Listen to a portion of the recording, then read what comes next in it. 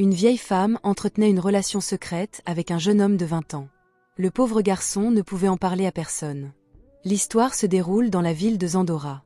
Un jeune homme de 20 ans, nommé Babacar, se préparait à passer son baccalauréat. Pendant les vacances, il avait décidé de rester en ville pour étudier, s'entraîner et passer du temps avec ses amis. Chaque fois que les garçons s'entraînaient, une voiture noire se garait non loin d'eux et les observait. À l'intérieur se trouvait la vieille femme, qui s'intéressait particulièrement aux jeunes hommes, notamment à Babacar. Un jour, Babacar la croisa. À cette époque, il possédait un vieux téléphone. La femme l'interpella et lui dit « Mon fils, j'ai besoin de connaître le nom d'un hôpital. Mon fils y est hospitalisé, et c'est moi qui dois lui donner du sang. Depuis ce matin, mon chauffeur et moi tournons en rond. » Babacar lui indiqua un hôpital près de la sortie de la ville, mais la femme fit semblant de ne pas comprendre. Elle lui proposa de monter dans la voiture pour lui montrer le chemin, en lui promettant une belle somme d'argent. Séduit par l'offre et rassuré par la confiance qu'elle inspirait, Babacar accepta. Il monta dans la voiture. Un peu plus loin, la femme et son chauffeur mirent des cagoules.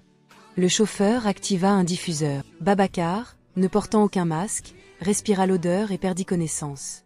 Ils l'emmenèrent dans une maison étrange, où toutes les portes se ressemblaient, comme un piège sans issue.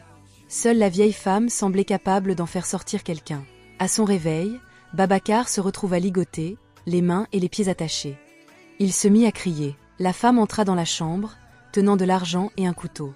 Babacar demanda ce qui se passait et pourquoi il se trouvait là. La femme répondit « Tu es chez moi. Tu as deux choix, faire ce que je veux ou mourir. Tu n'es pas le premier. » Terrifié, Babacar demanda ce qu'elle voulait.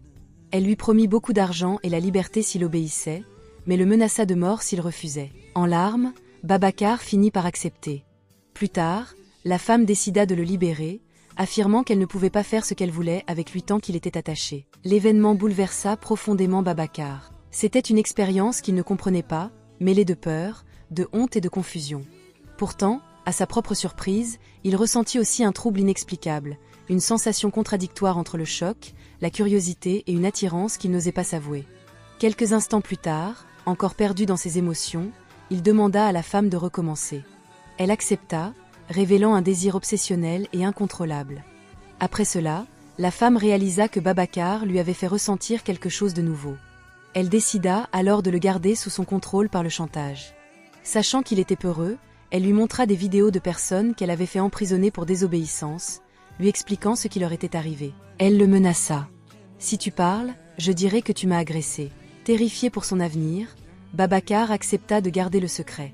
La femme lui remit une énorme somme d'argent et le laissa partir, en l'avertissant. « Si je t'envoie un message,